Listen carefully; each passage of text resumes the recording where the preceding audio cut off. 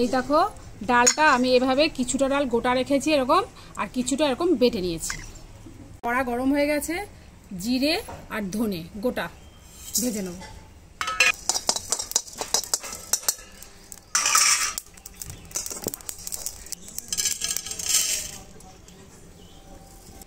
তেল দিলাম অল্প, এখানে দেখিয়ে দিচ্ছি শুকনো লঙ্কা গোটা, গোটা জিরে, আদা বাটা, নারকেল আর হচ্ছে তেজপাতা, এই হচ্ছে মশলা। গোটা জিরে, তেজপাতা, আদা বাটা,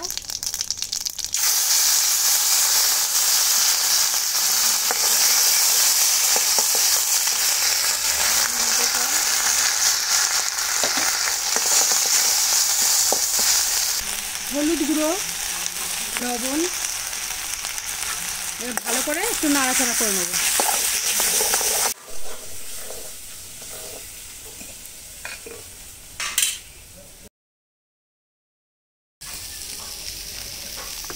এই ছোলার ডালের মধ্যে জল দিয়ে দিলাম। এবার এটা হয়ে গেছে,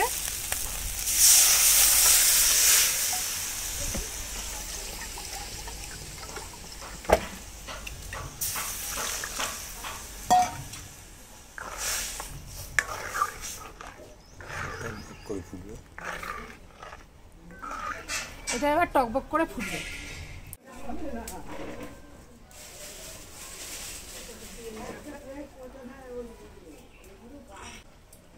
এটা এবার টকবক করে ফুটবে, ততক্ষণে আমি এই যে ভাজা মশলা সেটা আমি বেটে নিয়ে আসবো।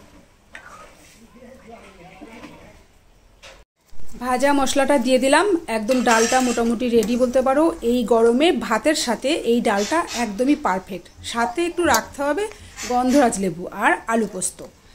তো আমার হাজব্যান্ড যেহেতু চিনি খায় না, সেই কারণে আমি ডালটা একটু তুলে নিচ্ছি। আর একটা কথা বন্ধুরা, আজকে পাতলা করে ভাতের সাথে যে ডাল, ছোলার ডাল, সেটা আমি দেখালাম। আরেকদিন দেখাবো লুচি বা রুটির সাথে যে ছোলার ডালটা খাওয়া হয় সেটা কিভাবে তৈরি করে।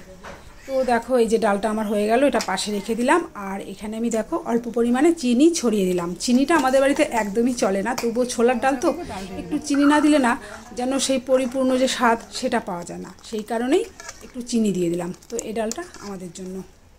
এই যে এই তেঁতুল পাতাগুলো আমরা বাটা খাবো আজকে বন্ধুরা, তোমরা দেখতে থাকো। তেঁতুল পাতা বাটা খেয়েছো কখনো তোমরা? এই যে কি সুন্দর পাতাগুলো একটা একটা করে ছিঁড়ে নে কচি কচি দেখে। এই যে এই কচি কচি পাতাগুলো ছিঁড়ে নেবো একটা একটা করে।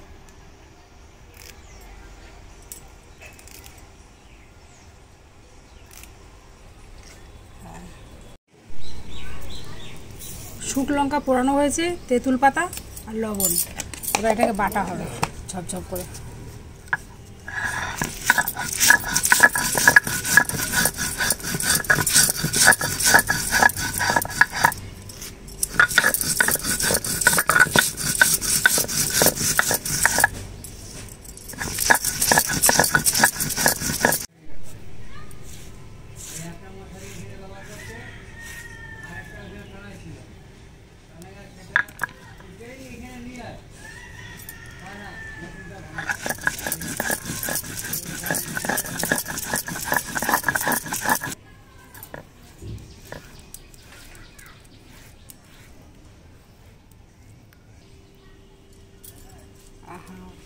তেঁতুল পাতার টক।